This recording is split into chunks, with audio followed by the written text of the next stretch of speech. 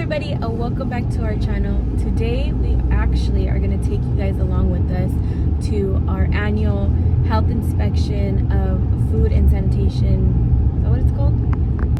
We're going to take you along with us actually to our yearly health inspection at our kitchen in Fullerton, where we prep and store our food. We were just going over a couple questions because, as you know, it's been a year.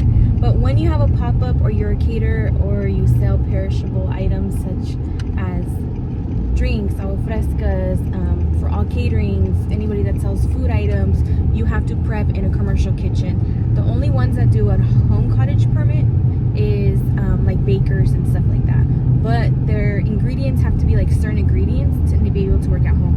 Food caterers, we're not allowed, unfortunately. But I think in LA they just passed something. But they also come inspect your, sorry, it's wobbly. They also come and inspect your house as well. Are you nervous for the inspection? What's the danger zone degrees that the food can't be in? It's not 160. It's not 148. It's 140. And it has to be 40 degrees or lower. yes. So the rule of thumb is that food can be left out with like 2 hours is the kind of like the golden rule. But once it drops below a certain temperature, that's when it starts getting bacteria, and that's why you guys get sick. Reheat it, but you're supposed to reheat it back up to 165. So when you're a caterer like us, that you have our food in a shafer dish, it has to be a certain degrees for it to be safe and sanitary. That's why you guys see us with our boxes. That's why you guys see our salsa and cortido on ice. That's why you see caterers like chicharron and frijoles on ice, because it has to be by a certain temperature. So what today is actually is the inspector's gonna come. We're doing a walkthrough because we don't have to prep today, but we have to get the inspector over with. So what they're gonna do is we're just gonna do a walkthrough of what we typically do in the kitchen. We put our hair nets on. First thing you do is wash your hands for 20 seconds. And what degree does the water have to be? 120 or above. It has to be hot.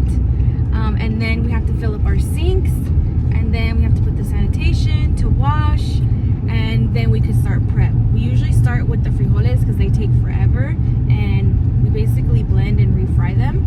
And then we start with the chicharron, and then the salsa, and then the cortido, and that's pretty much our game plan for today, because we're just mimicking what we're doing in the kitchen. But I'll take you guys with us, and we will see you there. So we just got out of our inspection. We passed flying colors, of course, but we actually were not prepping today, so the inspection was pretty fast. It was just kind of like an interview. We tell them our process. They asked us a bunch of questions, and we just let them know that we are safe and sanitary, except this guy when he doesn't shower. So some of the questions that they asked us was, what was our routine, what's the cooling method, where do we shop, like where do we get our produce or cheese, has to be a reliable source. Also, they were looking for things also like that we label our containers when we put them in the fridge, also like different temperatures when the food is sitting. What else did they ask us?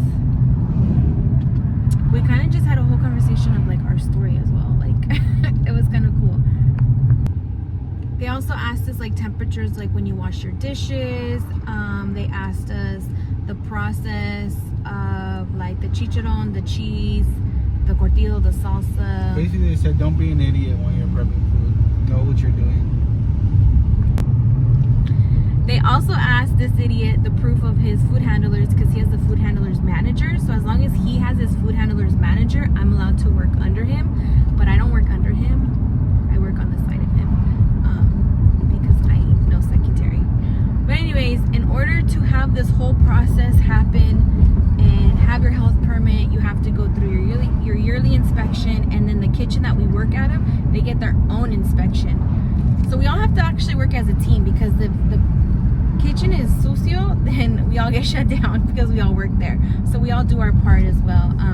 But anyways, if you guys have any more questions, let me know, and I'll try to answer them as best as I can. Thank you for watching this. Eats on you. Look at that restaurant. I always tell Eder if we ever get a restaurant, what would the name be? Will we keep it what's that you're cooking? I don't know, because that was a funny DBA right there. But anyways, thank you for watching, and we'll try to do more of these videos. Bye. Later, guys.